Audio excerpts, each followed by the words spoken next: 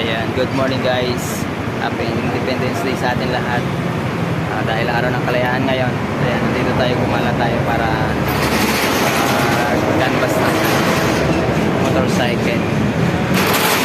Isang magandang pinagmamalaki ng Euromotor na Samurai 155. Ayan, dito po tayo ngayon sa Mitsubishi Cocoor, Cavite sa Aguinaldo Highway.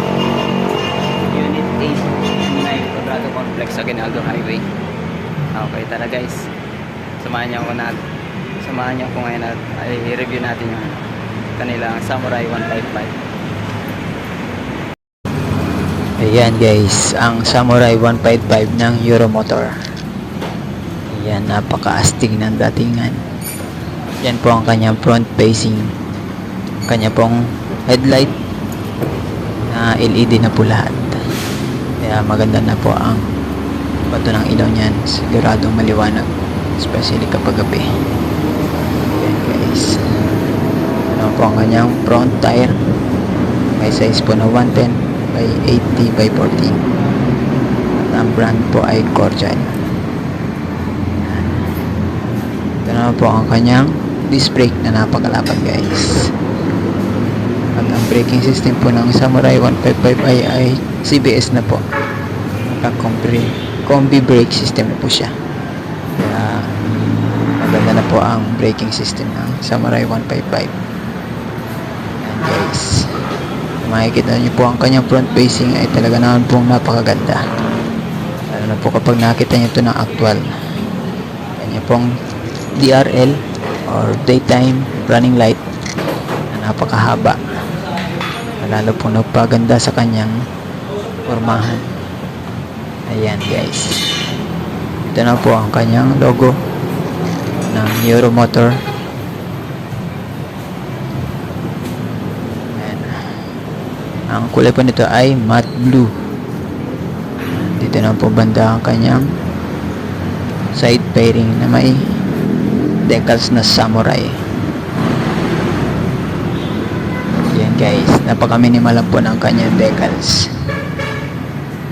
At ito na po ang kanyang gulay board or footboard na malaking tulong po sa mga riders. Gagayin po ng ating mga bag or ang ating mga pinamalengke kapag tayo po ay namamalengke. Dito na po banda ang kanyang side stand kill switch na isa sa magandang feature po ng Samurai 155. At ito na po ang kanyang footrest para po sa ating mga OBR. Yan, malapad na po yan at maganda na rin po ang kakagawa. Dito na po may pangalan na Samurai na naka-emblem. Isa sa nagpaganda at nagpa-astig ng datingan sa kanyang mga pairings. Yan naman po ang kanyang upuan na napakalapad. At sigurado maganda po ang comfort natin yan kapag tayo ay nag-rides. Meron na rin po siyang sign na design na pa square. Malaking tulong po yan para hindi po tayo dumulas papunta sa unahan pag tayo po ay nagbe-brake. Ito na po ang kanyang grab handle sa bandang likuran para po sa ating mga OBR. At ang kanyang taillight na naka-LED na po lahat, maging ang kanyang turn signal light po sa bandang likuran. At ito na po ang kanyang rear fender na napakahaba. Malaking tulong po yan sa atin para hindi tayo mataliskan ng putik pag tag-ulan. Dito na po banda ang kanyang lagayan po ng coolant. Yan guys. Dahil ang scooter po ito ay naka-liquid cool na rin po. Isa po sa magandang feature ng Samurai 155. Kaya kapag naglo-long ride po tayo ay hindi po tayo makangamba na mag-overheat ang ating motorcycle. Ito na po ang kanyang heat guard na napakalapad. At dito na po sa bandang kanyang gulong ay makikita po natin na naka-disc brake na rin po siya. Yan, isa po sa magandang feature ng Samurai 155. Kaya naman po pinagmamalaki nila ito. Harap at likod po ay naka-disc brake na po siya. At ito po ang kanyang gulong naman sa likuran. May size po na 120 by 70 by 14. At ang brand name naman po niyan ay Cordial. guys. Samurai 155i ng Euro Motor. And ito naman po ang kanyang grab handle, at sa banda dito makikita po natin ang kanyang ignition switch. And naka keyless entry na rin po nga po pala ang motorcycle nito guys. And isa sa mga magagandang features ng Samurai 155, at ang kanyang panel guys may kalaparan na rin po.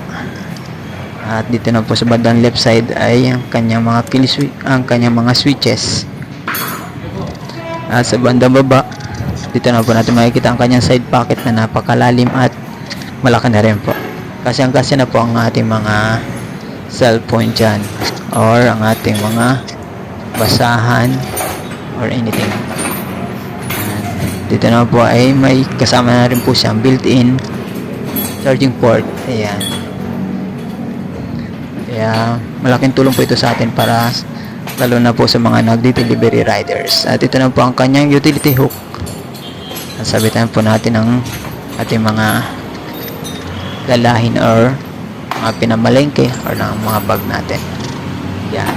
Sa bandang kanan ng side bearing po niya, nakikita din natin ang Samurai at ang Euro.